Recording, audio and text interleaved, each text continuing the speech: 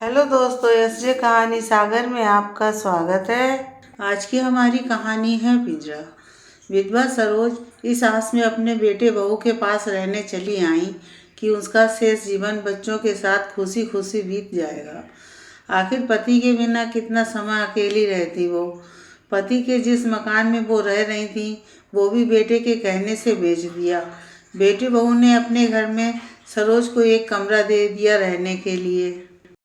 वो कभी मन बहलाने को ड्राइंग रूम में आकर सबके साथ बैठती तो उसकी बहू उसे डांट देती कि आप अपने कमरे में ही बैठा करो, हमने इसलिए वहाँ टीवी भी लगवा दिया है ताकि आप हमारी प्राइवेसी को डिस्टर्ब ना करें। बेचारी कुछ नहीं बोलती और चुपचाप अपने कमरे में जाकर बैठ जाती। पोता पोती भी उसके पास आकर नहीं बैठते, वो भी सारा दिन मोबाइल में लगे रहते थे। बेटा भी ऑफिस से आता तो सीधा बहू के पास जाता, उसके पास अपनी माँ के लिए समय नहीं होता। सरोज से कोई ज़्यादा बात नहीं करता, वो बेचारी दिन भर मुंह पे पट्टी बांध कर बैठी रहती। बेटा बहू कभी बाहर जाते तो उसको फूटे मुंह को भी नहीं बोलते कि माँ आप भी चलो हमारे साथ। सरोज के लिए ये शहर नया था, इसलिए उसकी अकेले कहीं जाने की हिम्मत नहीं होती, वरना अपने शहर में तो वो अकेले मंदिर बाजार सब जगह चली जाती थी। अड़ोसी पड़ोसी भी अच्छे थे, उनसे बात कर लिया करती थी। यहाँ बेचारी सारा दिन एक ही कमरे में पड़ी रहती। उसे ऐसा लगने लगा था मानो किसी आज़ाद पंछी को पिंजरे में कैद कर दिया गया हो। सरोज सोचती, एक वह दिन था और एक यह दिन है, कितना अंतर था दोनों में। जब तक उसके पति थे वो कितनी खुश रहती थी, सारा दिन घर में चिड़ियों सी चहकती रहती थी, पति संग घूमती फिरती रहती, कभी कहीं तो कभी कहीं जाने का प्रोग्राम दोनों बना लिया करते थे। सरोज के पति को भी घूमना फिरना बहुत पसंद था।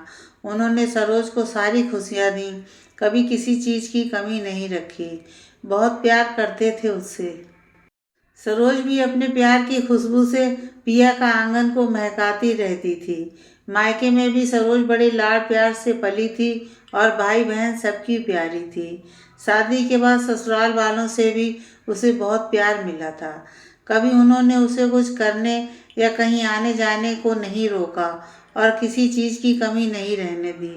सरोज ने पति संग खुशी खुशी अपना जीवन गुजारा और आज तो मानो वो खुशियों को भी तरस गई थी। अब तो उसका दम घुटने लगा था। वो इस पिंजरे से बाहर निकलने को जैसे छटपटाती रहती। कभी कभी तो उसे लगता कि उसने अपना घर बेचा ना होता तो वो वहाँ चली जाती। सरोज अब उदास रहने लगी, जिसका असर उसके स्वास्थ्य पर भी दिखाई दे रहा था। एक दिन बहू बेटा बाहर घूमने गए थे कि सरोज की एक पुरानी सहेली ममता का फ़ोन आया।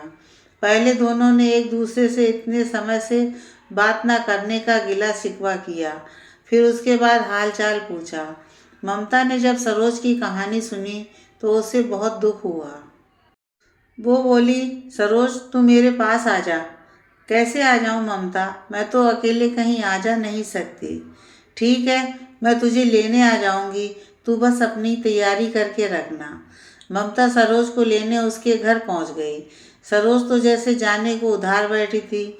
उसके बेटे बहू ने भी ज़्यादा ना नुकर नहीं की और उसको सहेली के साथ जाने दिया। ममता सरोज को अपने घर ले आई।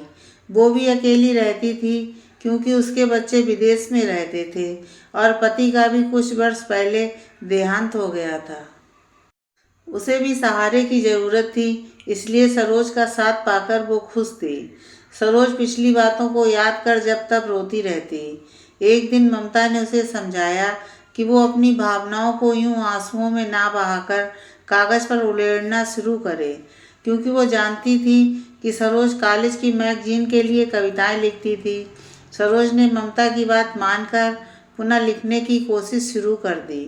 धीरे धीरे उसका आत्मविश्वास लौट आया। अब वो कभी कविताएं तो कभी कहानियां लिखने लगी। ममता ने उसकी रचनाओं को स्थानीय समाचार पत्र में प्रकाशित करने के लिए भेज दिया।